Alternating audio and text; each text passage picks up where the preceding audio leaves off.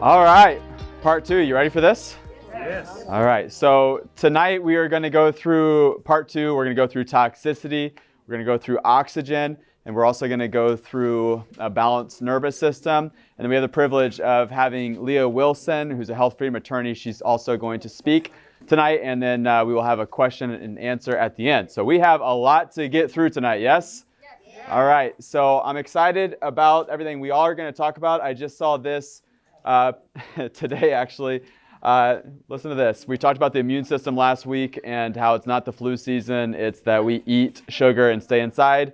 And I liked this. It says, in the U.S., we have a candy holiday followed by a pie holiday. Next, a cookies and candy cane holiday before a boozer holiday. And we call it the flu season rather than sugar poisoning season. Yeah, and just as a reminder, what we talked about last week is we talked about what we believe. And as Max Living people, this is our elevator speech. This is how we communicate the 5 essentials quickly. That as Max Living people, we believe nutrition matters. We believe that toxicity is a problem. We believe that oxygen is crucial, that a healthy mindset is vital, and a properly balanced nervous system is the absolute foundation to health. And we believe that, and we understand that you don't get in the weeds and you don't get distracted by some of the misinformation or the distractions that are out there with all of the changes with definitions in healthcare right now. And some of you were shocked to find that last week when we talked about the definition of herd immunity changed. Yes? How many of that was the first time you heard that the definition of herd immunity changed? Yes? Well, it wasn't just herd immunity. Even the term vaccination has changed. And so pre-2015, vaccination was defined by the CDC, injection of a killed or weakened infectious organism in order to prevent the disease. That was pre-2015. 2015 to 2021, vaccination was deemed the act of introducing a vaccine into the body to produce immunity to a specific disease. Now, pay attention to that word immunity because you'll see as of September 2021 that the definition has now been changed to the act of introducing a vaccine into the body to produce protection from a specific disease. What do you see changed? Immunity to what? Protection. Why do you think that was? Okay, so someone said it's not a vaccine, and you're accurate, and in fact, that is exactly why they changed the definition. So as of today, there is a FOIA release. FOIA is a Freedom of Information Act to find out, hey, why did you change the definition of vaccination just recently? So they had to disclose the reasons why they changed that. And as you'll see right here, I'll read it to you because you might not be able to read the fine print. This is an email exchange, August 25th, 2021. It says, hi, Valerie, I know you are busy, so I really appreciate your help. The definition of vaccine we have posted is problematic, and people are using it to claim the COVID-19 vaccine is not a vaccine based on our own definition. Based on our own definition, they're saying it's not a vaccine. And so they say that's problematic. Here's the email exchange. She writes back, does this definition need to be updated as well? And the definition she's talking about is vaccination, the act of introducing vaccine into the body to produce immunity to a specific disease, to something like vaccination, the act of introducing a vaccine into the body to produce protection from a specific disease. So what happened there? It was revealed this is not a vaccine. So what they say? Well, let's go change the definition of vaccine then so that it fits our definition of vaccine so they don't have that argument anymore. Same thing that was done with herd immunity. Do you see how it's problematic to digitally change a definition, and it changes history, and it changes how people view history, and it ultimately changes how they perceive what happened in history? And so what you're seeing right now is a convenient change of definitions. And what you're seeing is a lot of people just kind of following and not knowing this type of information. And the challenge is that if they're not getting this information from something like this, like a workshop or in their community, where are they getting their information from? They're getting it from Google. What did we talk about last week? How Google is massively censored. They're getting it from the mainstream news. And ultimately, who owns what the mainstream news puts out? pharmaceutical industry? Do you see the problem with this? And so us questioning and asking good questions and being curious about the sources and being curious about ingredients and being curious about what is actually happening is essential to health. And generationally, it's essentially to survival. And so as we, maybe pose some things that are less normal and maybe more controversial, maybe it's okay that it's going against the mainstream. Maybe it's okay that it's against the common narrative that you're hearing, because the common narrative you're hearing is oftentimes totally bought. Does that make sense to you? Yeah.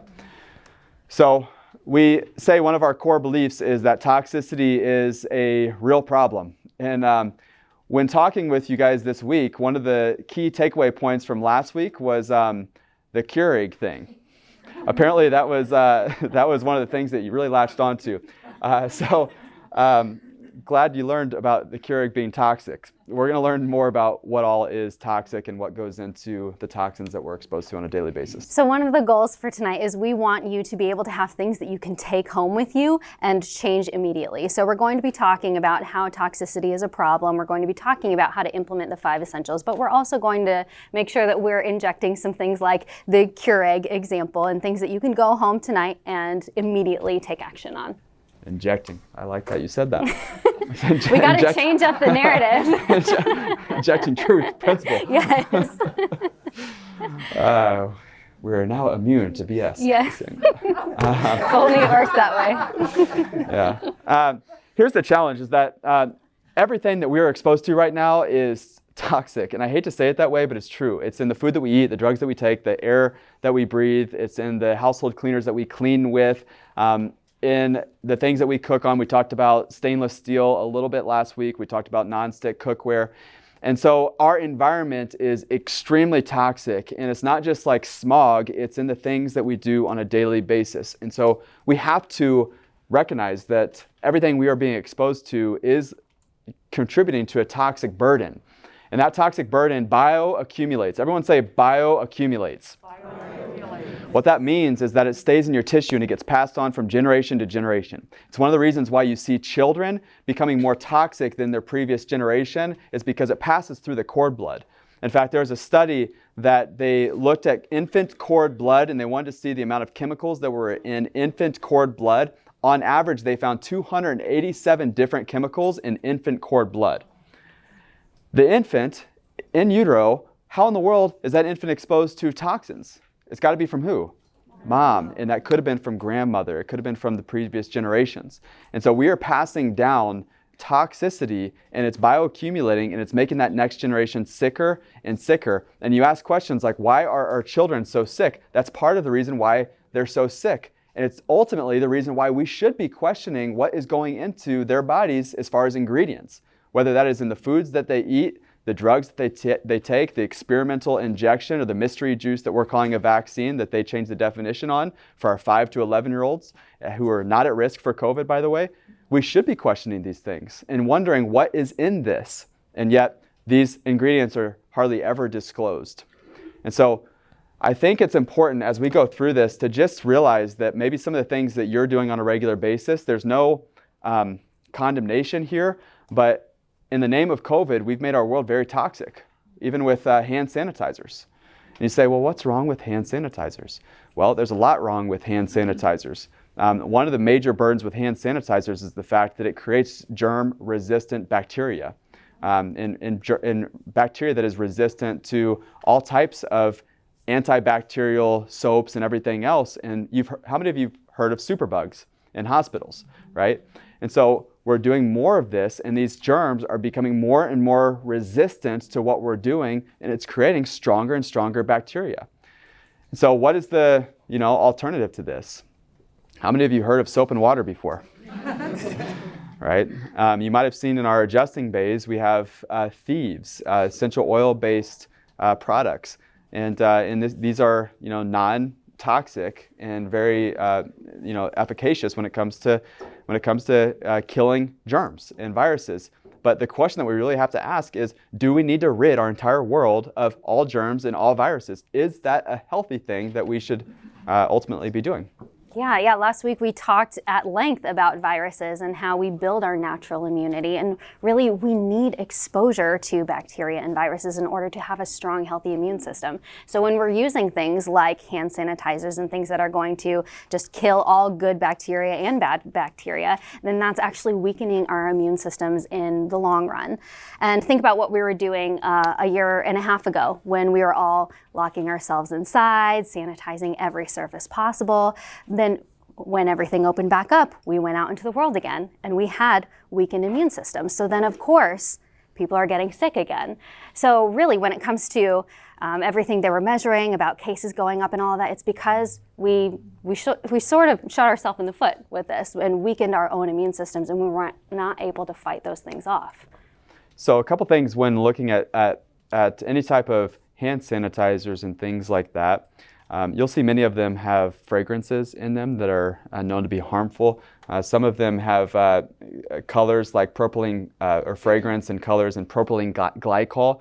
Propylene glycol is like the foaming agent that you find in a lot of soaps. Has been known to been linked to kidney damage and cancer. And so, you want to be on the lookout, but trust the brand that you're getting it from.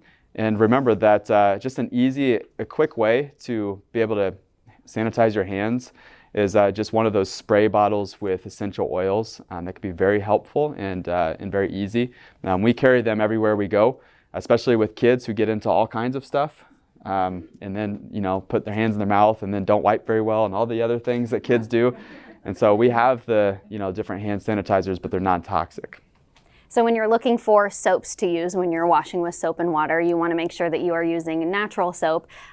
Stay away from the ones that are antibacterial because those are going to kill all of the bacteria. And many of them have triclosan in them, which triclosan is another harmful ingredient that will cause problems with the antibacteria and the bacteria-resistant bugs that end up developing there. So you want to be on the lookout for those things. And you say, well, but the FDA has approved it, so it's healthy. Well, public service announcement. Just because the FDA has approved something does not make it safe or healthy.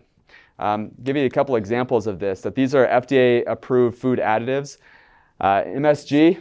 How many of you have heard of MSG? What do you think of when you think of MSG?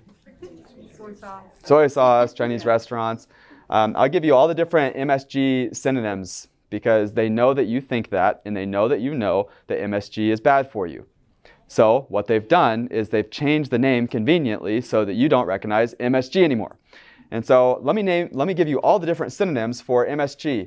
Glutamic acid, hydrolyzed protein, autolyzed protein, textured protein yeast extract, autolyzed yeast extract, protein isolate, soy sauce, modified food starch, modified cornstarch, calcium carcinate, sodium caseinate, maltodextrin seasoning, natural flavor, monopotassium glutamate, gelatin, hydrolyzed vegetable protein, hydrolyzed plant protein, textured protein yeast, food yeast, nutrient Torella yeast. All of those are AKA for what? MSG. And yet, everyone knows MSG is bad for them. And yet, those are all the different names for MSG. And that's just one of the list. And you think about all these different FDA-approved food additives that industry continues to put in your food that is known to be harmful. MSG is a hormone disruptor. We know that. MSG is known to cause neurological damage. Many people have headaches that have been linked back to MSG exposure that didn't even know that they had been exposed to MSG. And so, it's just because that it's FDA approved does not make it safe and certainly does not make it healthy. Red number 40 been linked to neurodevelopmental disorders in children, also cancer, been linked to ADHD and ADD type symptoms, and the list goes on. So someone tells you that the FDA has now approved it, so something is now safe and effective. Everyone say, you've been lied to. 1, 2, 3, you've been lied to. You've been lied to because it's not the case. There's many things out there that they've approved that then gets taken off the market many years later, only after people rise up and demand it. That's the only time that they ever remove it. They don't usually remove it on their own. It's usually because people rise up and demand that it gets removed. And it can seem overwhelming. He just read this whole long list of different names for MSG. What else are they hiding in our food? The best strategy that you can take to make sure that you are not getting that toxic exposure from the foods that you're eating is what we talked about last time. Eat good whole foods. All of those chemicals, those are found in processed foods. So as long as we are eating good food, we're eating food from God, not food from man, or manufactured in this case, then you are ensuring that you are getting those good, healthy nutrients. That's right. So how do you reduce toxic exposure? Because we're all exposed to things on a daily basis. It's simple, and you do it daily, and it's over time. The good news is that your body has innate abilities to self-regulate, self-heal, and self-filter. Kidneys, gallbladder, liver, all organs of detoxification. Your skin, an organ of detoxification. That's one of the number one reasons why you don't plug up your pores in your skin. And that's why you don't do you do deodorant instead of antiperspirant, as an example. Antiperspirant will plug up the pores. What do they use to plug the pores most of the time? Who knows the ingredient, the active ingredient? Aluminum. Good job. You guys are well educated. So the aluminum within an antiperspirant will plug up the pores, and those are the natural glands that is trying to push out toxins. So deodorant instead of antiperspirant. Yeah. So go home and look at whatever deodorant you're using. Make sure that it is not an antiperspirant. Make sure that it doesn't have any aluminum in it. Yeah. So tips for reducing toxic exposure. Choose USDA organic. That is a regulated label that there are protections there. It's not perfect, but it's good. Choose 100% grass-fed organic meats. 100% grass-fed, I would add grass-finished, because you can say grass-fed, but if it's not grass-finished, then you can throw that out the window. So ask the butcher if it's grass-finished. That's something that oftentimes gets hidden. Choose cold water, wild-caught fish. The smaller the fish, the better. The larger the fish, the more toxic that it becomes. Take your time. If you're out in a restaurant, look up the fish. Just listen, I know we all can't remember all the different forms of fish, and it's very difficult to navigate this. So take your time and look it up. What is halibut? What is cod? What is that fish? Where does it come from? How big is the fish? Just take your time. For salmon, you want it to be cold water, or you want it to be wild caught. Ideally, cold water is going to be best. You don't want it to be farm raised. Consume raw organic dairy. When I say dairy, some people have trouble with dairy, so pay attention to any allergies that you have or any difficulties with that. But most of the time, it's the pasteurization of dairy that people have difficulties with. Raw dairy, a lot of people actually do better with that than the pastured version of it. Avoid all processed food as often as possible. So people say things like, how do I count calories, my macros, and all that. When you're eating processed food, it's very easy to count calories. When you're eating food by God that doesn't have a package on it, it's very difficult to count calories, and that's where we should be living. It should be difficult for you to count calories if you're eating food by God because there's no package. You'd have to look up every single thing that you put in to your meal, every single ingredient. But is it really the calories that we need to be concerned about? At the stress, sugar, and inflammation workshop that we're having at the end of November, we're actually going to be talking about that. So that's your invitation to that, because we're going to be talking about calories in versus calories out and why that's actually a myth to weight loss. Use clean body care in household products.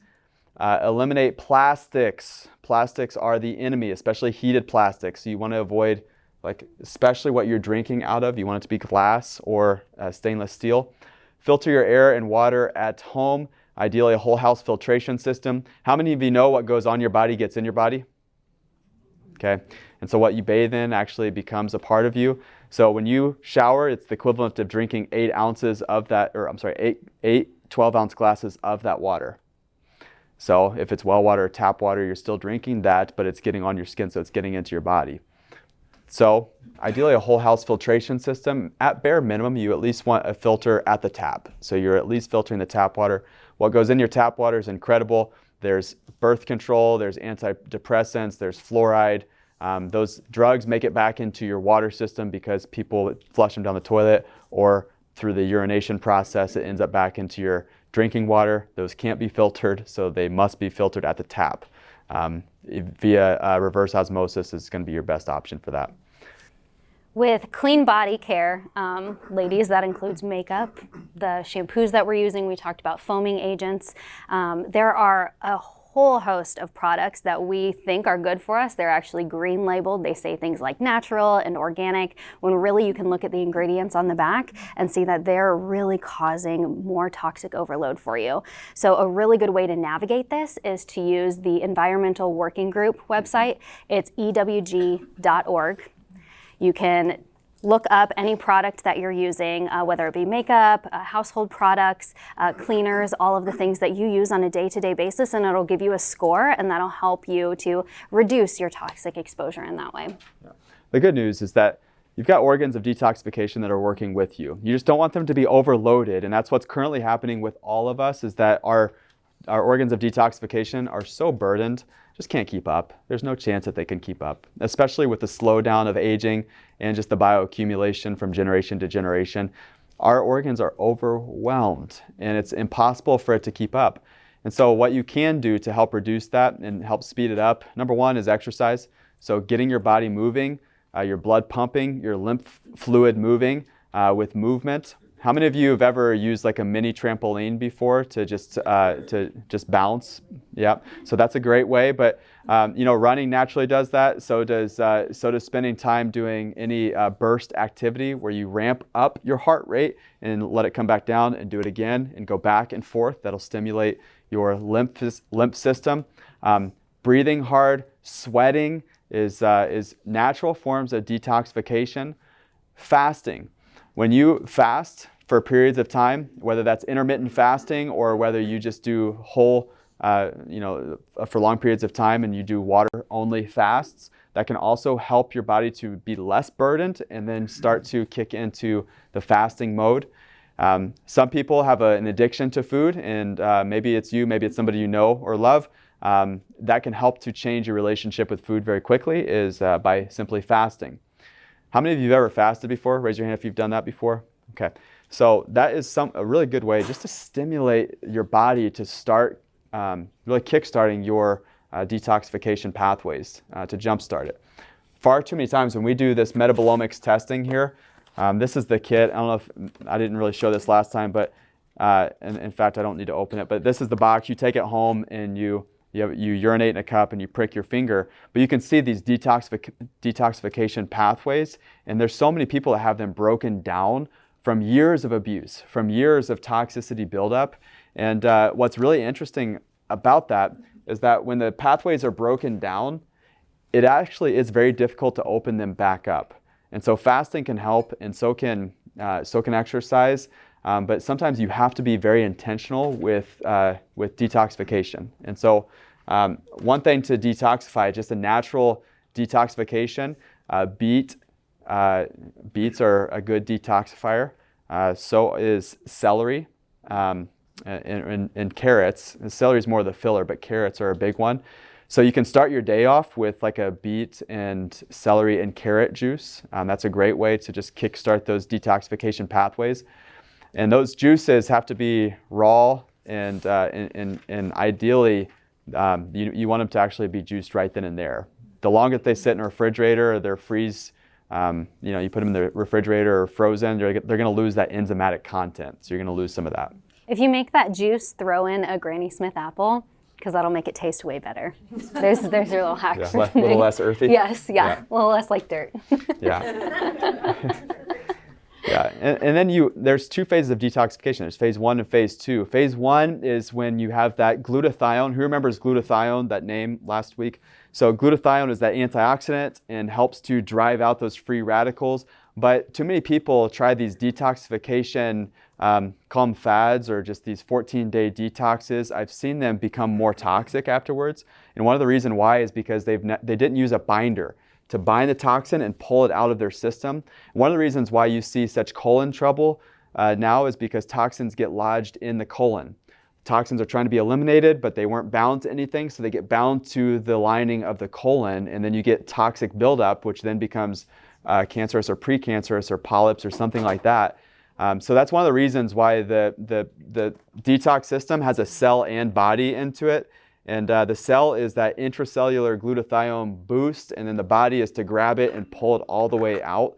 It's a great way to actually rid the body of toxins gently over time. So it's a 30-day process, instead of this like 7-day or 14-day that are extremely hard on the body, most people have to take a vacation during that time because they're running to the bathroom and it's just problematic. This is more of like a gentle detox.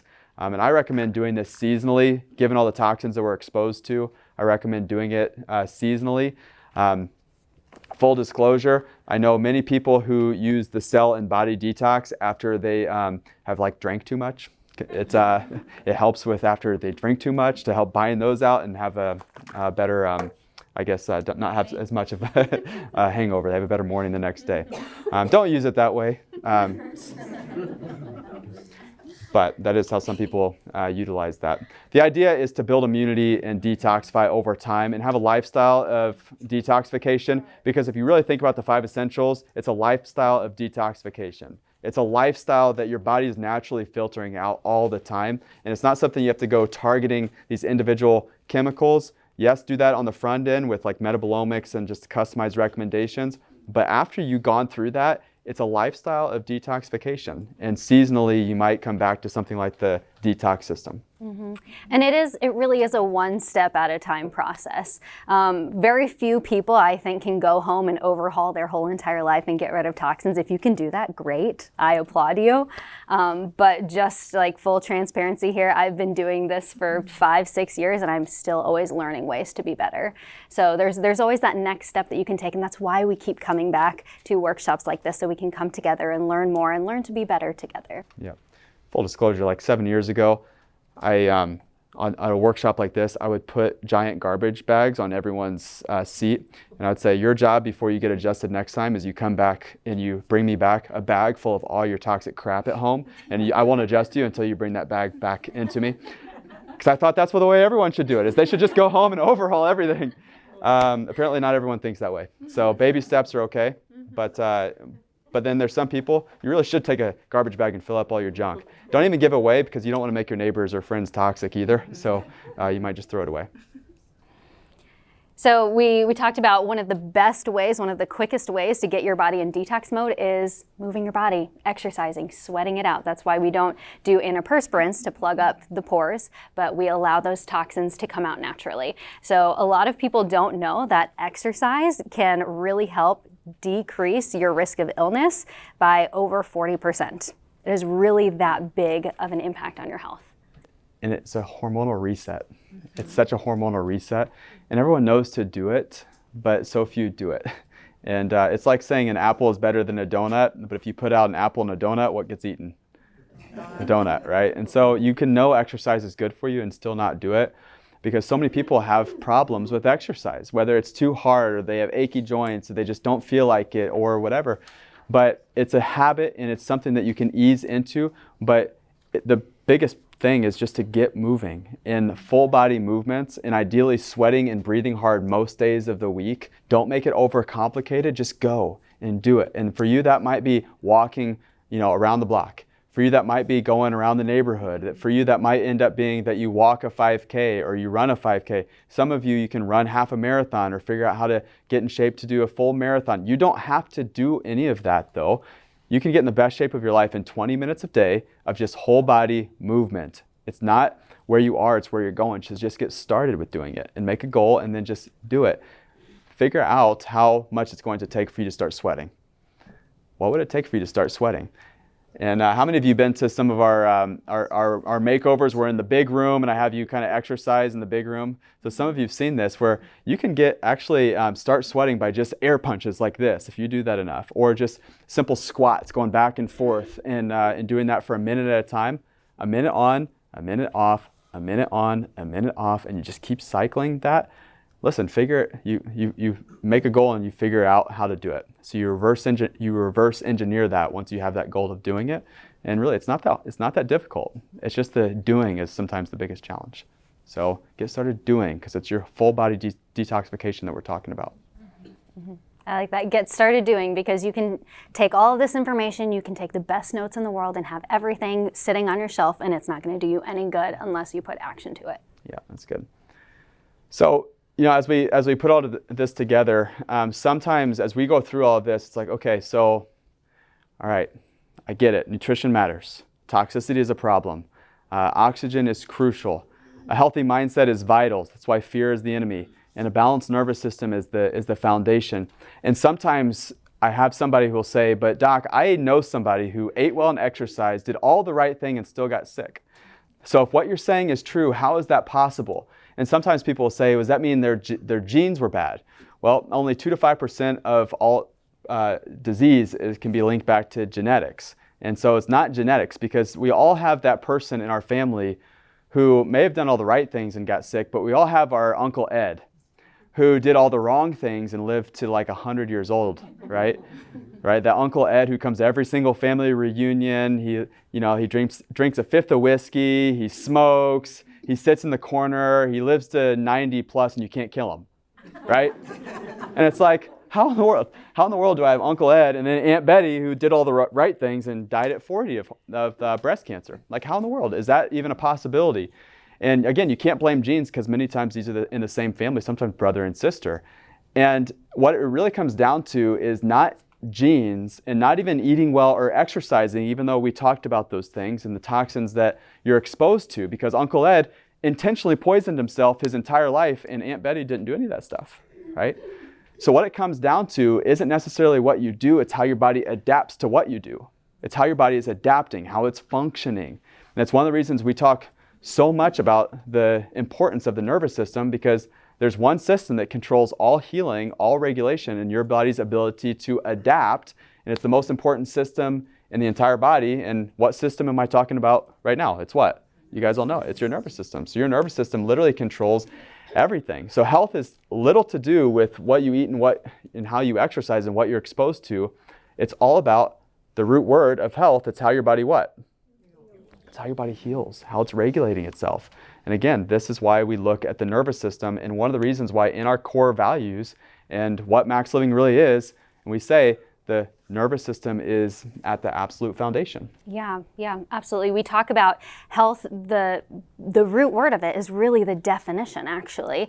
And I think that the real definition of health is what so many people are looking for right now. I am not the only person who can look out in our world today and say, when it comes to health, we're not doing great. Would you agree? Yes. So the reason we're not doing great is because we don't know what health actually is. We don't know where it actually comes from. So if we can get in our minds and then we can make all of our decisions out of the premise that health is your body's ability to heal, it's your body's ability to function at its absolute best, then that's when we're really moving in the right direction here. So when we talk about health, we're talking about how well your body is functioning. So we'll whiteboard this as well, because this is great. So raise your hand if you've seen this before. Yes, most people should have seen this before. This is a function scale. 100% function. The good news is that is where you were designed to operate. You were designed with 100% function, 100% life in your body. Now, when we talk about health and we talk about function, this is where you're supposed to be. Now, when we get things like symptoms, we have sickness, disease, aches, and pains. That means, are we operating at 100%? No. So if we're not operating at 100%, we are not operating in our fullest life. And in fact, in order to ever feel symptoms, in order to ever have sickness or disease, it requires loss of function. And it's not just a little bit of loss of function. You can be operating at 80% function and you won't feel anything. In fact, that's the problem, I think, with a lot of our view on health today, is that most people will say, well, I'm healthy because I feel what? Good. Most people say they feel good, so they could be developing a problem and they'll never know it unless they go get it checked out. They may be operating at 80% function, and they won't ever know it until they get all the way down to 60% and they get their very first symptom. So 60% function, that should be alarming to you, at least it is to me, because that means you've lost almost half of the function in your body before you ever feel it. That's when we get our first symptom. But when we do get symptoms, what are we taught to do about them? Exactly. Medication, we cover it up. But you can see we're covering up the symptom. Is that doing anything to actually move the body closer to 100%?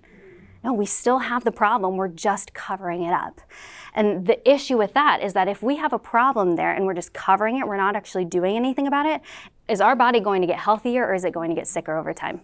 sicker. And this is why we struggle so hard with our health here in America, because we're putting Band-Aids over our problems and we're not actually addressing the real issue. And you're right, when we're not addressing the issue, we actually move down this way, which if 100% function is life, then what's 0% function? Death. Yes, exactly. So we're moving closer to death if we're not actually addressing the real root of the problem.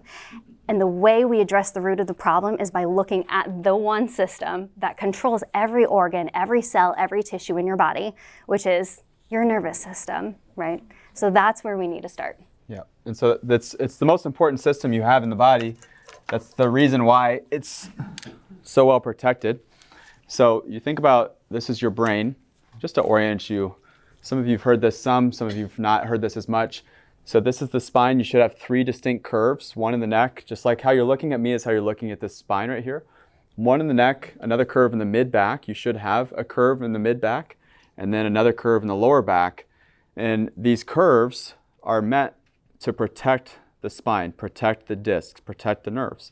And so when it's in this position, straight from the front, and then 3 curves from the side, there's no pressure on the nerves. The body's functioning and healing at 100%. There's no problems there.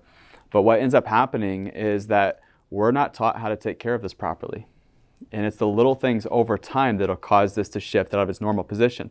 Just think about what we do now on a regular basis that we didn't do 100 years ago. What are some of the things that we do and put our bodies in now that we didn't do 100 years ago? Think about it. Name some. Car accidents, airplanes, working on a computer. What about devices? What are we doing? What's our head position when we're on devices? Yep, down. Reading the paper, how many of you have kids or grandkids and you've seen them on devices before? Anybody, does that kill you as much as it does me? I see that. I'm like my kids, I'm like, you're ruining my work, you know? Like, I've been working on this since you were a baby. Don't do that. Lift your head up. Look at me. And what's happening is that we're putting our bodies into such bad positions, and not only is that making us more susceptible to the other things, but we lose resilience. And so what happens, now our spine is weakened because those natural curves help to support the discs and it keeps it strong. Now we lose those natural curves, and that does not take much when we have the injury or accident or the slip and fall and we slip and boom, we hit this. It does not take much for one or more of these bones to shift, and then what's happening to these nerves right here? Yeah, that pressure right there, that's what's called subluxation. And when you have subluxation, wherever these nerves go, that's going to be affected. And so, you know, might this person end up with, let's say, neck pain, since this is in the neck? Might this person end up with shoulder pain, since these nerves go into the shoulders? Might this person end up with numbness or tingling that goes into the arms or into the hands or the fingers? Might this person end up with carpal tunnel, since those same nerves go through the carpal tunnel? Well, maybe. And the reason why it's maybe is because only 4% of the nerves feel anything. The other 96% of the nerves go to organs, cell, and tissues. So could you have this and not feel anything? The answer is absolutely yes. And it's one of the reasons why we can't wait for symptoms to show up to take charge of our health, because these are the same nerves that go into the heart and lungs. And that's why when somebody gets a heart attack, what's one of the first signs of a heart attack is what? Numbness and tingling into what? The arm. It's because that's the same nerves there. What's the very first sign of heart disease? 70% of the time, it's the heart attack itself is the very first sign. There's nothing else. It's because it's the same nerves. And so this is one of the reasons why subluxation, when you look at it, it's not just aches and pains and degeneration and arthritis, but it's so much more than that when you actually know what the nerves control. The longer that this is left here, the more likely that this is to degenerate. How many of you know the term arthritis? Thank you. Everyone knows that term arthritis. Most people do not know how it gets there. The way arthritis gets here is this left here over time. And what this does is uneven stress and pressure. You're walking around on this, you're doing gardening on this, you're sitting on this, and uneven stress and pressure, it's grinding there. It's going to thin out that disc. Those bones are going to come closer together. The bones are going to start to change shape. And again, what does that do to that nerve? It does the same thing. And so arthritis, what is the most common thing that we hear about arthritis? It's, I'm just getting what? I'm just getting old. You guys are so good. And it's not old age. It's how long the problem has been there, left unaddressed. That's what arthritis is. And it's very much like alignment on your car. Your alignment on your car is off, and what happens? The tires bald, what? Unevenly. The wear and tear unevenly does that. And so the reality is there's a lot of symptoms that might show up. Some of them might be things like arthritic symptoms, like aches and pains. Some of them might be like headaches. You lose that natural curve in your neck and you have this bowling ball of a head of yours that's out in front like this all day. Well, what ends up happening is those muscles are constantly have tension on them. Might you end up with headaches? Yes, but is the headache the real problem? No, that's a warning sign saying, hey, I don't like this. This is causing problems neurologically. Help me get back. Help me with that curve in the neck so that I don't have that constantly.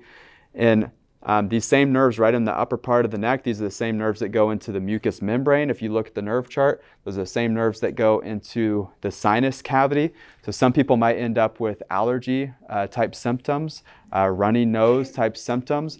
One of the things you see in Indiana a lot is people have a hypersensitivity to pollen and temperature changes.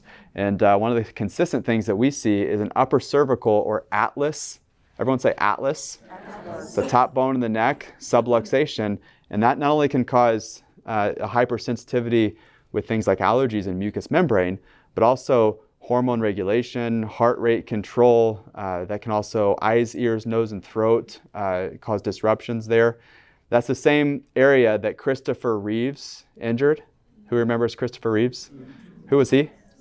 Superman, yeah. And so when he fell off his horse, that top bone, as he fell off his horse, he hit his chin. That top bone shifted forward, caused pressure there. Everyone remembers his story because he was paraplegic or quadriplegic. Actually, everything shut down from that place down. Most people don't remember he had to live off a pacemaker or a respirator, something to move his colon. That's because everything was affected by that upper cervical damage. And that was beyond repair, beyond anything that we could ever help with. But that area, a little subluxation up there, has big effects all the way down. How many of you know the term vagus nerve, that nerve that comes out through there? So that's one of the reasons why that singular nerve connects so many different places, because neurologically, that atlas bone it affects so much. So when her and I get adjusted, as an example, we're always concerned about our atlas. How is our atlas position? We want to make sure our atlas is adjusted. If we had one bone to get adjusted, regardless of symptoms or anything, what's the one bone we want to get adjusted? Atlas. Yeah, we want to make sure that's in a good position. And so, it's not because we want it to look good on an x-ray. We want it to be in a good position so our body functions at its absolute best from the top down. Does that make sense to you? Yeah. Yeah, and that's really the key, because we've talked about all of the good things that you can do for your body: getting the right nutrients, minimizing toxins, exercising, even a healthy mindset. But all of these things come back to a balanced nervous system. That is the absolute key, because you can eat all of the broccoli and all of the kale and all of the good things in the world, but if your nervous system has damage in it, then you're not going to be able to assimilate and take in those nutrients. So we want to make sure that all of your efforts at getting healthy are working to your maximum benefit. Yeah, and the good news is that knowledge is power, I believe that, and when you know what to do, you can actually have a better direction. And I was just telling Tracy this morning, I had a review with one of my patients who's been with me over 7 years, one of my first patients who walked through the doors, and I remember Deb, when she first walked in, we were looking at her x-rays and she had lost 90% of the curve in her neck. It was going almost the opposite direction. She had phase 2 arthritis in her neck right at C6 and C7. There's only 3 phases. Phase 3 is when it gets bone on bone, and there's nothing you can do to undo bone on bone. Once that happens, it progresses and goes up and down. And those are the same areas where the nerves feed out and they go into the heart and lungs. And I remember seeing Deb's x-rays, and I remember just the conversation we had, because she was like, I've been to chiropractors before, and I knew that I had a problem, but no one's explained it like this before. I've had knowledge that I had a problem in my neck. My real question, though, is, can you do anything about this? And I remember, I was pretty early on in practice, and thank God I answered it at least in a way that she felt confident with, that it's like, yeah, I know what to do with this. And we started getting her adjusted, and we just had her x-ray review. She has not had any progression of the arthritis. Her arthritis has stayed the exact same over the years. What she was actually asking me is this my new life? My arthritis, I see it on the x-ray, the pain that I'm in, it hurts so bad, and I have this numbness in my hand, and I've got tachycardia, which is an irregular heartbeat that goes rapid. She was really asking, is this my new life? She's in her mid-50s, and she was wondering, am I going to be in pain for the rest of my life? She wasn't asking, can the arthritis be reversed? She was actually asking, can you do anything about this?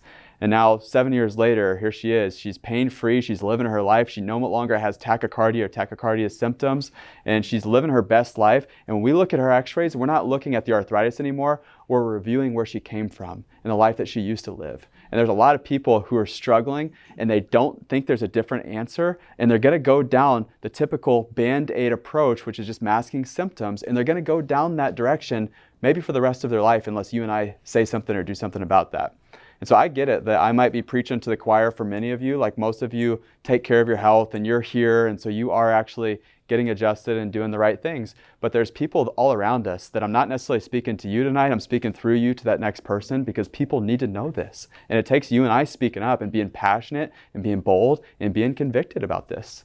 And that's the whole reason why we have what's called Patient Appreciation Days. We have one coming up in 2 weeks. It's where we discount our examination fees for the x-rays and exam, and we donate that back to a charity. This year we are donating to Stand for Health Freedom, because we believe people deserve this, and we believe that people need this, and the only avenue is going to be from you and I speaking up, because it's certainly not going to happen via an internet search anymore. It's going to happen from you and I talking about it. Mm-hmm. Yeah, that's so good. PAD is... Yeah, you want to talk about that? Yeah. So PAD is on our calendar. It is November 17th through 19th. So coming up, that is the perfect opportunity to help the person that you're thinking about right now. Raise your hand if you know someone who deserves better health. Yeah. Raise your hand if you know someone with a nervous system. Okay, yes, yes. So that person that you are thinking of right now, that is your person to talk to about PAD. Get them into the office, and really, it's the best gift that you can give someone is to reclaim their health and their life back. Yeah, so we're only blocking off 20 appointment times for this. As you guys know, we have an active office. We help a lot of people, and so we blocked off 20 for that specific time frame. So that person that you are thinking of, the way that you reserve a spot, we're opening up to you guys first. We've not made this announcement or put any flyers out or anything yet. We're opening up to you for your friends and family. The way that you reserve that spot for that person, you simply text in to that same number Talisha gave you and text in their name tonight. So you text in, the number again is 317-749-0677. Text in their name. Even if you don't know the date, we're going to reserve one of those spots for you tonight. And then we'll have follow-ups back with you, but you just text in their individual name and put next to it PAD, that stands for Patient Appreciation Day. And then we're going to reserve one of those 20 spots for your friend or your family member. Good. Okay, you want to introduce Yes, Leah? Yes. So as promised, we have a very special guest with us tonight. If you have met this individual, then you know without a shadow of a doubt that her heart is for you, her heart is for the people. So please join me in giving a very, very warm welcome to the Executive Director and Co-Founder of Stand for Health Freedom, Leah Wilson.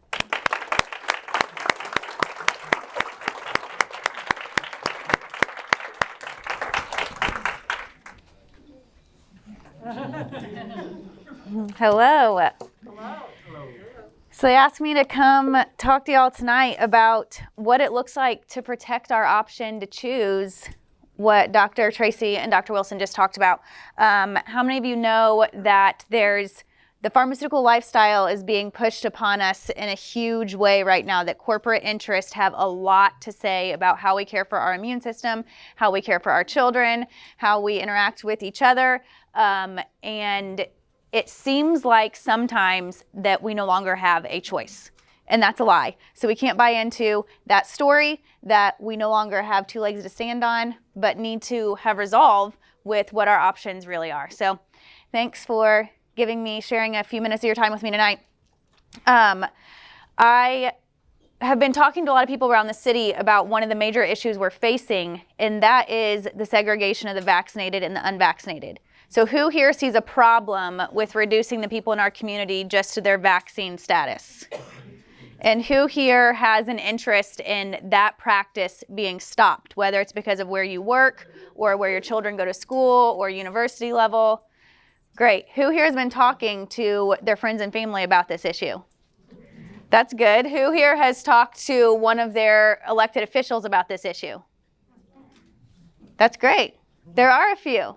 So that's exciting. And that's obviously not the only issue. Stand for Health Freedom exists to empower people to stand on their own 2 feet and step forward in a way that they see best fit, and then also to educate our policymakers, because we know that our biggest tool is how we choose to step forward in our own communities and how we interact in our communities, because we all saw what happened when the pilots at Southwest decided not to fly anymore. And I had one of our advocates here in Indiana actually emailing me saying this is not a weather issue because she's an air traffic controller. So we saw what happened. The policies began to shift and change, and we see what happens when people organize within their workplace, that things begin to shift and change. So I do want to encourage you that lots of good things are happening. So for those of you who I've never met before in the context of Stand for Health Freedom, it was about 3 years ago when I decided to step away from the clinic and from the practice of law and dedicate myself full-time to advocacy. And the reason being was because I had gone to law school in the first place because of my passion to see foster kids properly cared for. And there are 2 issues that kept me up at night. One was that our kids were aging out of the foster system at way too high of a rate, that we had to help our kids establish a permanent home before we launched them out into the world. And the second one was that they were being medically managed in order to get them through the foster care system with psychotropic drugs. So some odd 240,000 kids ages 2 and younger in the US are on psychotropic drugs, and a large portion of that is within our foster care system. So those were my 2 big issues. Went to law school, advocated in different ways, and then ultimately we also became foster parents until 2018, when we were up for relicensure and the state told us that we were no longer eligible to care for foster kids in our home because our children, Isaiah and Samuel, they don't get all 69 doses of state mandated vaccines that are required for school in Indiana. So they are now considered a threat to the foster kids, which really forecasts exactly what we're going through today. This was well before COVID, right? In 2018, we were faced with this decision within our own family, and we obviously challenged the decision all the way up to the top and had great people that really wanted us to succeed in this because we were well liked within our foster agency, and they couldn't show us any, scientific evidence that my kids were a threat or any law that had changed or any regulation that had changed since my last placement in our home. And I said, all right, God, this is too big to fight and too big not to fight, because these destructive policies are getting in the way of kids receiving proper care. And that's going to continue to happen for not only those kids, but all of our kids. And then here we are today where it affects all of us. That public policy doesn't make sense because it is simply serving corporate interest. So I just actually dove in and started reporting on the measles outbreak, the government's response to the measles outbreak then, and with greenmedinfo.com, and we noticed that there was a huge hole in the people's battle, and that was that we didn't have a way to demonstrate exactly how many people care about this issue and to educate people in a very approachable way that gave them the chance to do something about it so that the movement could grow as large as possible and that we couldn't be ignored anymore as not real or as just a crazy story by a mom or just a religious person, Amish person, that people were being cast aside as insignificant, and we knew that that was a lie and that could change. And that's why we started Stand for Health Freedom, is to give people a chance to speak up on these issues and to educate people within their own communities on these issues. And that's what we do today. And here in Indiana, the exciting thing is last January, we were trying to change policy in the State House, and we had 2,500 advocates taking action in the state of Indiana on our platform. And today, before we're even getting ready to go into the next session where we'll have opportunity to affect policy again, there are 16,500 of us in Indiana taking action. And I'm thankful for that number, but quite honestly, friends, I feel like there's 160,000 of us that should be taking action. So where are they, right? And that's you and me going out there and connecting, like making it our personal duty to connect with 50 people each so that we continue to balloon this movement for the people. Because how many of you know that our voice still matters? It's hard to believe sometimes, isn't it? Some days that you think, yeah, I'm not so sure. There's a big tidal wave coming through, and I'm not sure that I matter or that what my neighbor says matters, etc. However, there's only really 3 tools that the people are using effectively right now, and one of those is the Constitution, and there's a lot of legal battles going on trying to set that straight, set the record straight there. And then another one is the exemptions, which that's a crap show right now with people trying to defend that their exemptions are valid. And then the third one is your voice or non-compliance, how you live your life. And those are the tools that we currently have. And people are coming forward in droves. And that's the exciting thing, that this movement is growing in a massive way. When Congress first filed their first bill, right on the heels of the White House announcing the federal mandate, there was a bill filed that said we would have to have the vaccine to fly. But guess what? The whole world already thought that anyway, right? We'd all been seeded with the thought that we're not going to be able to fly unless we get the vaccine.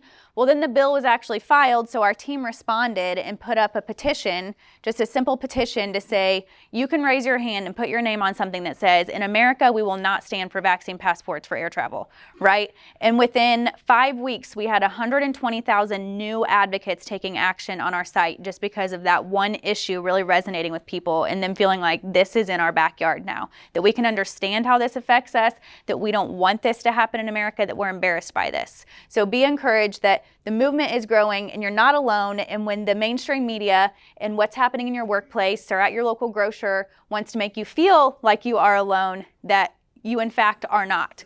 And the people around you are waiting for someone else to be courageous and step out and show them a smile in the airport, or to wear a message on their shirt that gives them the courage to even bring up the matter within the public square. So be encouraged that the movement is in fact growing. And I want to tell you a couple stories that show you how important it is that we know how we want to step forward. Not to discourage you, because I know that we all can find our own fair share of discouragement, right? But we had the FDA hearing last week in order to see if we would authorize the jab for ages 5 to 11 in the US.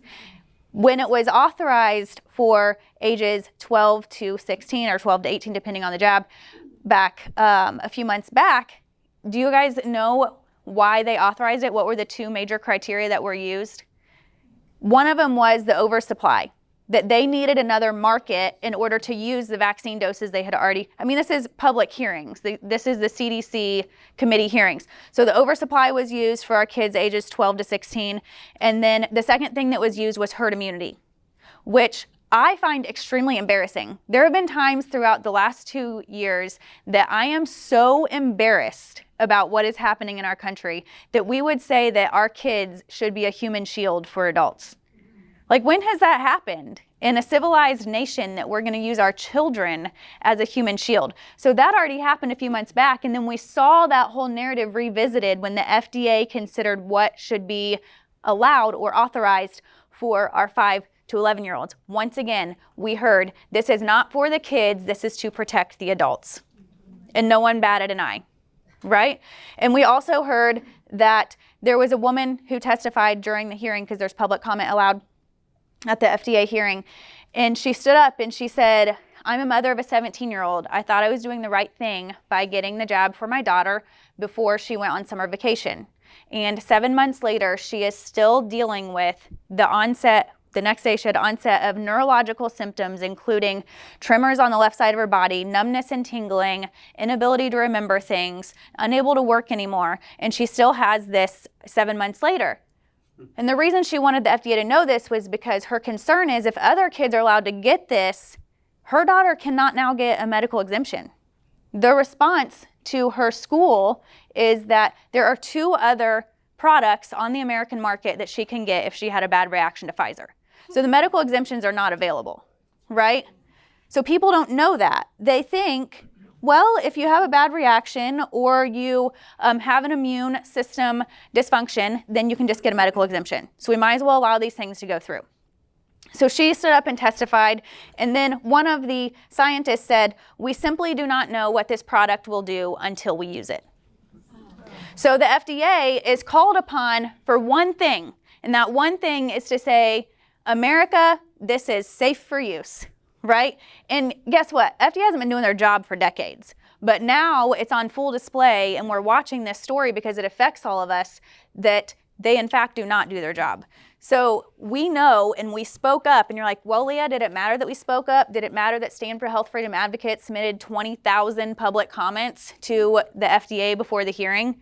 Yes, because we went on public record and we showed them that we are watching and they will not get away with this in the long run.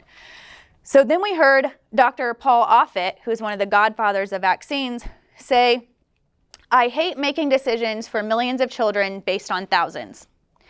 And it's not thousands like 300,000. They were looking at a Pfizer study that had around 4,000 children in it and making decisions for 72 million American school children. And they were also looking at what had been a control group with the placebo that had 16 COVID cases in it compared to the vaccine group that had 3 COVID cases. And this is what they're making a decision based upon for the children in our nation. Another doctor said, if we approve the jab today, they said vaccine obviously, approve the vaccine today, then the schools will mandate it, and I'm not okay with that. So here my team is covering this hearing, and they're thinking, oh my gosh, there's hope. They're not okay with what's going to happen if they authorize it. So they take the vote, and what's the vote? 17-1. 1 abstained, 17 voted yes. And so today it went to the CDC committee, who it's their job to say, will we recommend the full authorization to all children, or will we restrict it? And they decided that based on the need for herd immunity and based on the fear that the parents have, parents that are keeping their kids home and not sending them back to school yet, that we should authorize this for every child in America. So this shows us precisely why it is important that we retain the ability to decide how we care for our own bodies and how we care for the bodies of our children. And that's the only reason that Stand for Health Freedom exists. You don't have to worry about, if you join us, and I'll tell you how to do that before we go to question and answer, but if you join us, you don't have to worry about what you are assigning your name to, because we have committed to only taking a position on your ability to choose how you care for your body and how you care for your children, or your ability to choose how you worship your God with the care of your own body. And it doesn't matter what you ultimately decide, whatever you decide. In this day, I would encourage all of you that if you decide to take the jab, take it in faith. And if you decide not to, do that in faith. You know that you are resolute in how you step forward, and we have both sides of that camp well represented within Stand for Health Freedom. For example, I endeavor to talk to advocates all over the country each year. We pull a subsection of the people taking action so we can get a pulse for what's going on with the people. And several of those men and women I've talked to, they still vaccinate their children, but they value their parental rights. And they know that whatever comes down the pipeline, they want to make sure that they are in the driver's seat. So rule number 1 for men and women taking a stand for what we want to see in our public policy is, if you haven't told them, assume they don't know. And that applies to your neighbors, that applies to your family members, and that applies to those who represent you at the county level, the city level, state level, congressional level, right? And we can't all do all of that, and I understand that. So that's why it matters to get plugged in locally, so that you know who in my community, who in my county is watching the school board, who's watching our county commissioners and what they decide to spend our county's money on, who's watching our state representative and building a relationship with them. And so then we can divide and conquer as it relates to being vigilant, because we are where we are today because we enjoyed way too much freedom without vigilance for the last several decades. I wanted to read you before I go into the 4 solutions that we're sharing with our advocates today, and they're not rocket science, believe me, there's no magic wand that we can wave or magic solution that we can bring to make the tyranny go away, but we will go over those 4 solutions that we've been sharing. And one of our advocates sent me this email, and it was extremely encouraging to me, and so I wanted to share it with you all tonight too. She says, Corey and I are federal employees. I have been an air traffic controller my entire adult life, first in the Air Force and then with the FAA. My entire livelihood and all of my professional training is being reduced to my vaccine status on an arbitrary date in November, 2 days before Thanksgiving. On that date, I'll be deemed a threat and a danger to my fellow coworkers and the entire National Airspace team. Oh, you're fine. They are entertaining religious exemptions, but the process lacks merit and does everything it can to strip you of your dignity. We weren't ever going to be held hostage by our worldly comforts or make that decision based on our bank accounts. This was not made without literal cries out to God to extinguish our fear and ignite a spirit of courage. God is good. He took our fear away. We decided to sell everything and start a business downtown Franklin, Indiana. We are walking away from $300,000 a year salaries, every known worldly comfort, and pursuing freedom with everything we have left inside of us. So, isn't that great? Just recognize that there are people in our communities taking the risk to step out, because we know that even pretending to comply will bring in greater tyranny.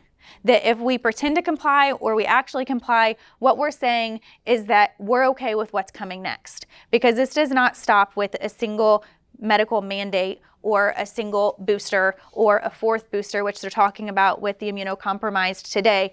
But this will become something bigger than that as we chip away and give away little things, which was obvious today in the CDC meeting. Because, you know, one of the things that they justified recommending this vaccine to our children who are not at risk of death from COVID, and they're not transmitting either. The pediatric journals tell us that the kids are not transmitting the disease. They are not a danger to their grandparents. And one of the things they said was, well, we already recommend the chickenpox vaccine, and many less kids die from that than they do from COVID, so we might as well recommend this one too. Really? See, that's what happens when we give away a little bitty chunk of something, that then it's an erosion of our relationship with God and our right, our religious freedom, of our parental freedoms, of our bodily autonomy. And so it is the hill that is worth taking to say that we want our children to know what it means to live in freedom and not be enslaved to their job or to the city that they live in or to the university that they want to attend. And so I want to admonish you that this battle is worth taking, and that people are standing up across the nation, and that people are marching when necessary. In New York right now, one of the first ones to say that they would have citywide vaccine passports. There is 40% of their sanitation crew did not make the deadline today or yesterday, which means what are they going to do? Allow the trash to pile up in New York City? I don't think so.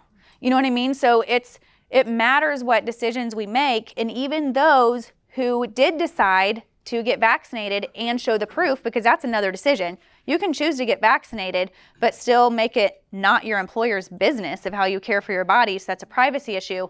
But even some of those who chose to comply are standing down, because they're like, A, this is unjust, and B, we're not going to do the work of 3 people because everyone else is gone. So this shift in these cities is happening, and it will happen if we choose to stand up. Do we have time to go over the 4 solutions? So we have a few different pieces that we've been sharing with a lot of our advocates over the past couple of days. 2 of the most common ones. One, because the first solution is to claim your exemption, which, let me be really clear that claiming an exemption to a mandate policy is a very temporary solution. That this is not the ultimate goal in America, that our goal is to have no mandates, that we are able to exercise informed consent without justifying it to anyone else. However, the exemptions are one of our tools right now, especially if we want to continue to play in the sandbox that we currently are playing in, whether that be our workplace or what have you. So claiming that requires you to write a statement of belief most of the time. And under Indiana law, you can write something for your kid's school that simply says, this is against my religious beliefs, consider this my exemption, period.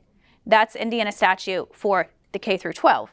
However, when it comes to playing in the sandbox of your private employer, they might require a statement of belief to show that you have an exemption to claim. And this can be helpful with you understanding what it means to have a religious belief. Because some people will say, well, I'm not religious. And this is why we wrote this in 2019, and it applies today more than ever, but it says, without religious freedom, the state is God.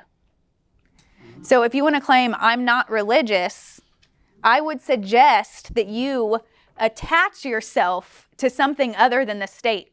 And I would suggest that you consider attaching yourself to something deeper than just our physical realities, whatever that might be, however you might name it, because not everything can be proven in a textbook, and not every textbook can be trusted, and not every scientific study can be trusted. And so grounding yourself to beliefs that cannot fully be answered in a textbook is what will allow you to write a religious statement. For example, if I were to say, I am vegan because it's the healthiest way to eat, which I'm not vegan, then that would be able to be answered in a textbook. So that is not a religious statement. That has to do with the effect on my body, right?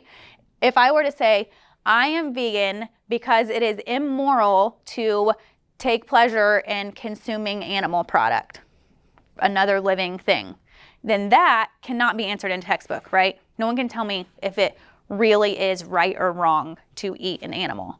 So that is a statement of belief that could be considered religious in nature. So it has to be religious in nature, and it has to be sincerely held. It doesn't look very sincere if you simply say, I talked to God and he told me not to.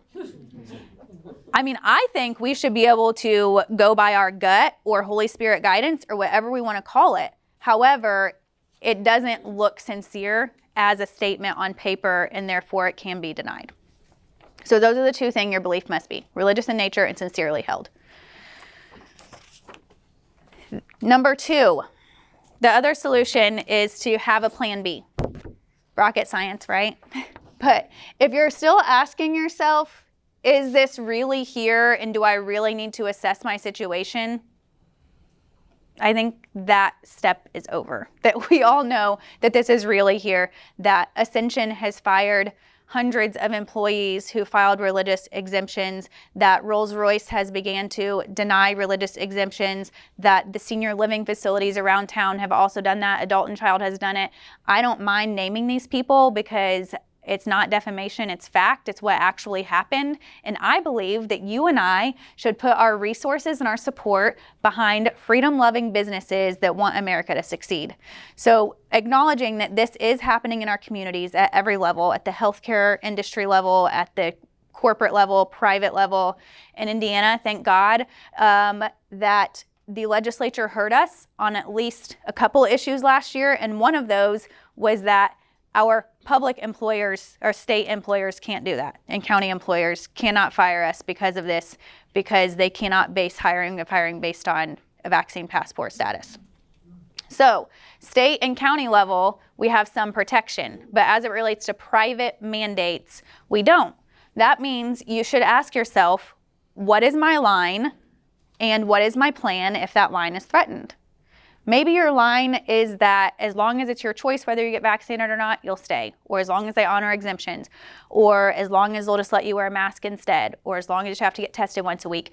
So just deciding what that is and then making your plan B to give yourself that permission to start over and give yourself that permission to pursue something that you're proud of for you and your family. Number 3 is do not comply.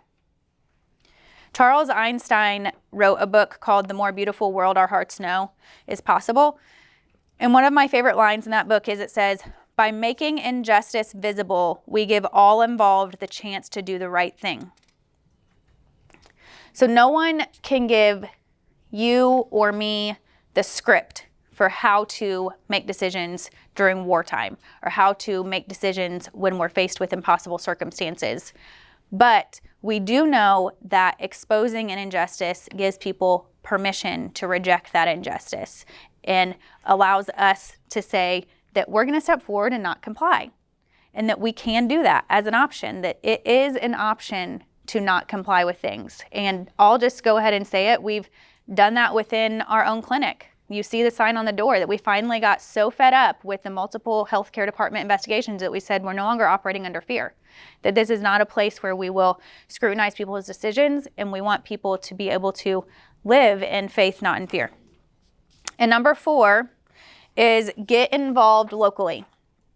We hold Stand for Health Freedom meetings once a month because it was last year in October that we realized that people really needed to be around each other, because when we're divided, then that's when we're really vulnerable and we're really weak, when we're divided, and that we needed to be together as a community, shoulder to shoulder with other men and women who are pursuing truth, who are pursuing health in our communities. And so we started meeting in the clinic, and we quickly, after 2 or 3 meetings, grew out of it. So we've been kind of hopping around town so different advocates can get involved the second Tuesday of every single month. So I want to invite you to come out and meet other people in your county who care about these types of issues and who are doing something about these types of issues. And getting involved locally can take a lot of different forms, but it helps to be grounded and to know what your resources are and what your people are during a time like this. So I thank you guys for sharing time with me tonight, and I'm happy to answer questions that you guys have, and hope to see you guys at some of our meetings.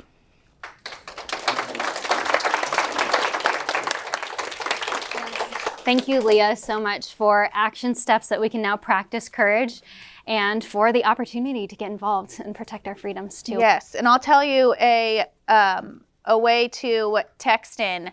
If you have never taken action on the Stand for Health Freedom site, you can text the number. I'll wait till you get your text app out or your pen and pencil. 50457 with the word stand.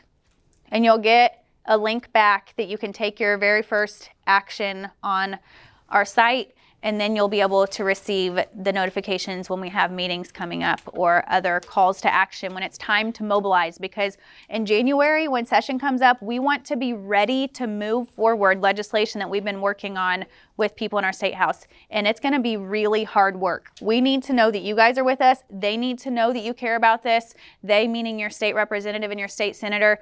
So if you will go on, take action under Indiana, and even start taking the actions that we currently have up on that site, so that the leadership in the state house knows that this is a priority issue, to make sure that we will not be segregated based on vaccine status in our state. So good. All right, so we are now. Oh, go ahead. 50457. Okay, so we are now opening the floor to any questions that you may have for Leah. You can go ahead and raise your hand. We'll start with Linda. I want to know what business I want to support in Franklin. Oh, yes. I need to ask Sarah what the name of it is. I haven't asked her yet. Okay. We'll make sure that we get that to you guys. That's great. Yes. Meg. What about Veers and their debacle Of not updating and not recording. of facts? There's no facts. There's nobody. Who's leading that? I know there are a lot of groups that are trying to speak up about that and expose how broken the VAERS system is, even though there's 750,000 something reported adverse events on there, but then when people audit it, they show that they're disappearing and that they're being circulated in and out. So it's very imperfect. There's also another reporting system through the World Health Organization that people have been pointing to, but the tricky thing with that is there's a lot of vaccines that are being reported on that aren't on our market. So we can't really use that when talking about American policy, even though we know that harm is happening. It's real, it's not rare. I like to think that in the very near future that someone will get a hold of this, because we need a record of what's happening so that we can go back and say, okay, this happened to you in 2020. And now we're going to address that. Have you seen openvaers.com? No. So there's a site that is capturing VAERS like every single week. Yes. So that's been documented. So openvaers, I think it's openvaers.com. I don't know if everybody knows what VAERS is. No. So VAERS is the Vaccine Adverse Event Reporting System. It's a voluntary reporting system for you and I, and then the providers are mandated to report adverse events from vaccines. However, No provider thinks vaccines have any adverse events. You go in, I mean, my son's teacher had a brain bleed, goes in, and the doctor says it's a coincidence right after the Pfizer. So like, okay, let's say it is a coincidence. Let's see how many coincidences are happening since we're in phase 3 and 4 trials of this vaccine, right? And so because most providers are taught in medical school that things following vaccination are a coincidence, not much gets reported from providers. And a lot of providers don't even know how to report. We had some nurses that were asking their nursing friends, do you know what VAERS is? And they don't know. You know what I mean? And so it's not widely used, but it is there to gather reports. And anytime we come in contact with someone who has experienced an adverse event close in time to the receipt of a vaccine, we encourage them to go and make that report. But it takes like 30 minutes to do so, which is then you know why the nurses don't have time to do that. And then it's even harder to search it. It's like the query is so clunky and crazy. So that's why OpenVAERS is kind of a cool website, because it decodes it all for us and allows us to digest what's actually being reported with the, and there was a study by the Health and Hospital System. They hired, I believe it was John Hopkins, to do a review of VAERS a few years back. And their conclusion was that less than 1% of adverse events are actually being reported. So it's just a small fraction of what we might actually see is being captured in that public domain. Did you have a question here? I didn't have a question. Okay. I just have a statement, and maybe you've thought of this because you have kids too. I was a school nurse for 11 years and got out when COVID hit. And then when they went back, it was a mess. But mama bears are fierce. And we start jabbing these kids from 5 to 12, knowing the increased cases of autism and stuff with vaccinations in the past and stuff, and we don't know very much about COVID shots with kids, what we're gonna see, and with adverse events, which it breaks my heart to know that they're gonna come. There's gonna be kids that aren't gonna be able to handle this vaccine. The shouting from the moms and the families, and that's gonna be out there. I mean, don't you think that this, unfortunately, this may be the thing that finally gets people talking about the adverse effects of this vaccine, because people are really gonna be angry then. I know, and that's like one of my prayers is always, okay, God, get us to the tipping point with the least amount of suffering possible. But really, every piece of suffering is an awakening, you know, and it's just heartbreaking to see that it's taken the past 22 months of complete destruction of our economy and our mental health to get to where we are today, being like, oh, we do care about defending our ability to move about society like we want to, or how we see best fit. So I do think you're right that it'll be another awakening for sure. Because there's no remedy. You can't Right. sue, there's no remedy. Right. And moms, dads, they're gonna hate that if that happens to their kid, especially if the school mandates it or makes it, the parents feel like you really need to get your kid vaccinated before they come back to school. The people who are keeping their kids home until the vaccination is, because the fear has been instilled. Right. So they go do this because they think they're doing good. And if something bad happens, and there's no recourse for these poor people. And the no recourse. Then you're gonna hear it. Yes. I really do think that. And the no recourse is a big issue. A lot of people don't know that the vaccine manufacturers have no liability for harm or death.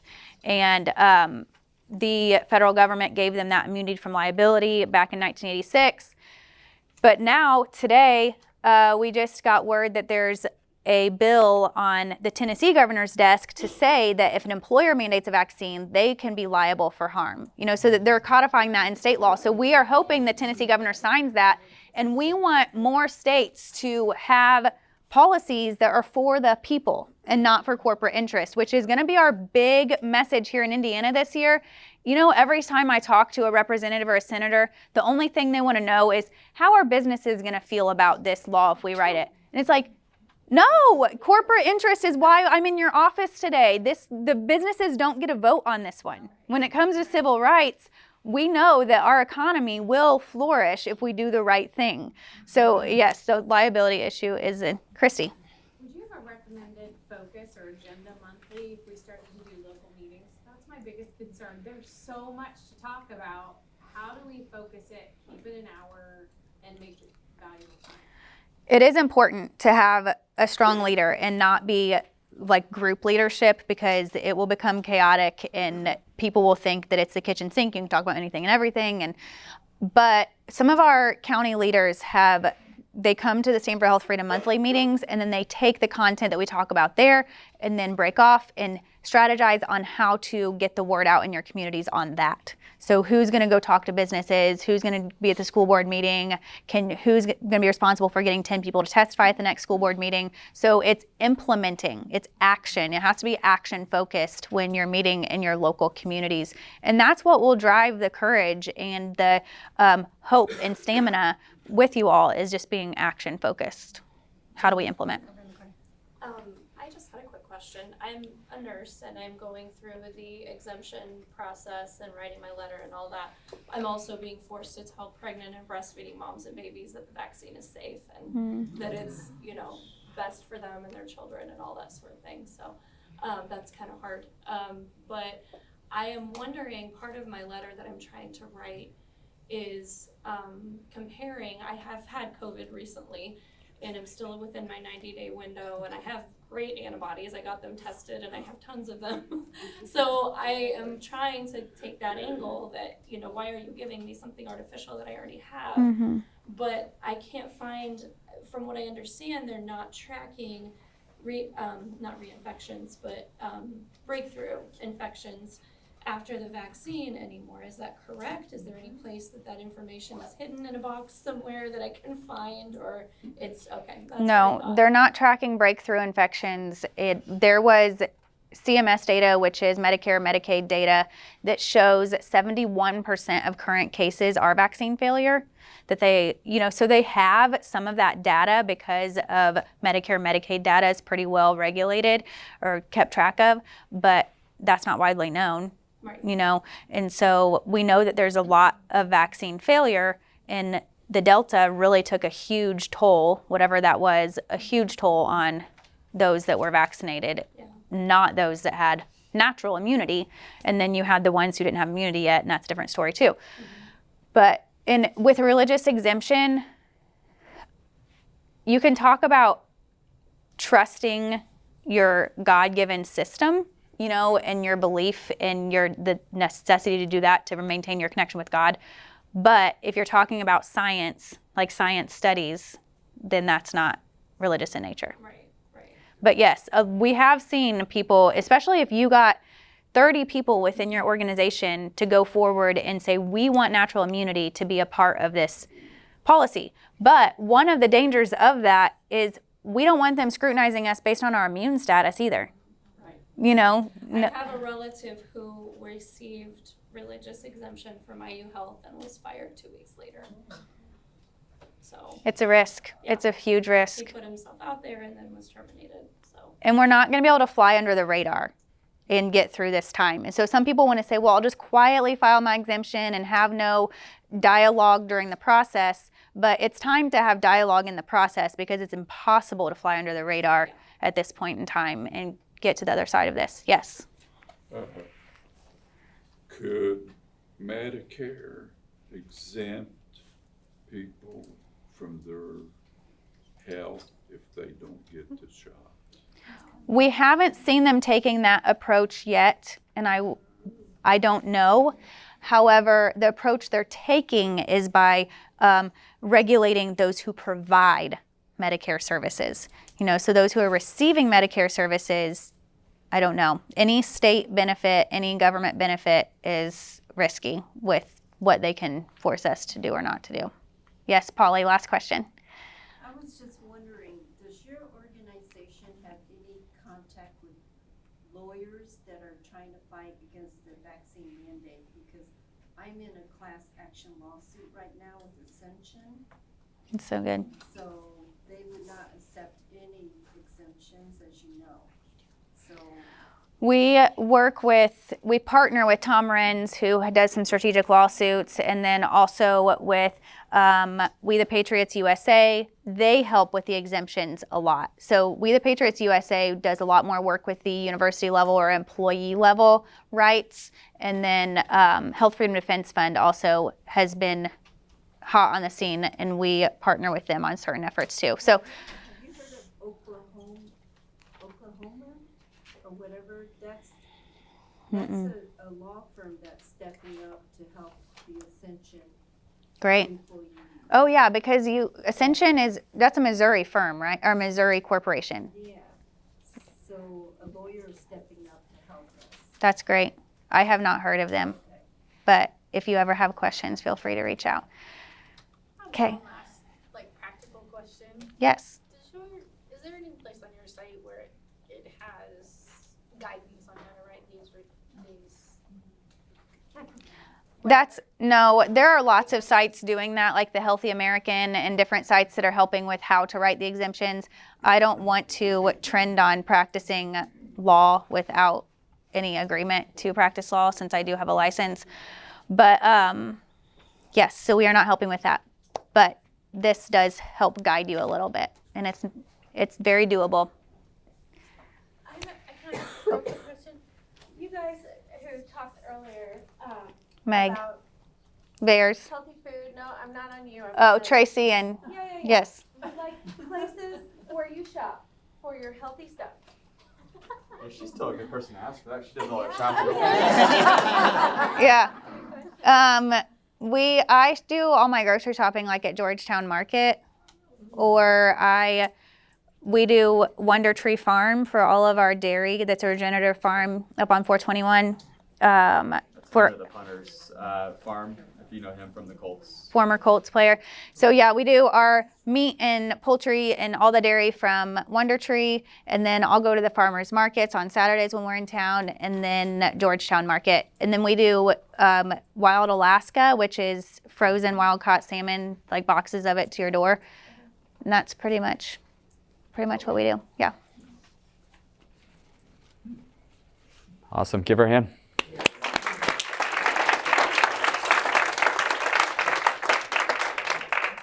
So just in closing, I mean, I so appreciate you guys. You guys are the group. You guys are we call you warriors because we know that you guys are the people we want to be in battle with. You show up. Oftentimes we feel like we're preaching to the choir, but honestly, it's just doing life together. And so I really appreciate that and love that. Our next workshop is the Stress, Sugar, and Inflammation workshop, and we will be talking about diabetes. We will be talking about stress and what you can do about that, sugar, all the different places that you get it, and how to replace that. And so that is on November 30th. And again, you have first dibs on that. So all you have to do is see the front desk to get yourself registered for that and reserve seating for that. We'll be at the golf course. What's the name of the golf? Woodwind. Yeah. Say it again. Woodwind Golf Club. November 30th. It's in Carmel. It's just north. It's on Pennsylvania. You go up Pennsylvania, 126, I believe. But Woodwind Golf Club. It's uptown. It's uptown road. Well, it's way off. It's north from here. Just Google it. You'll figure it out. It's Uptown Road. Uptown Road. Just north of 156 on the east side. North of 156 on the east side of the road. Got it? Right at 160. All right, you guys got it. You'll Google it. All right, stress, sugar, and inflammation on the 30th. Make sure you sign up for that. Thank you guys. Have a great rest of your night.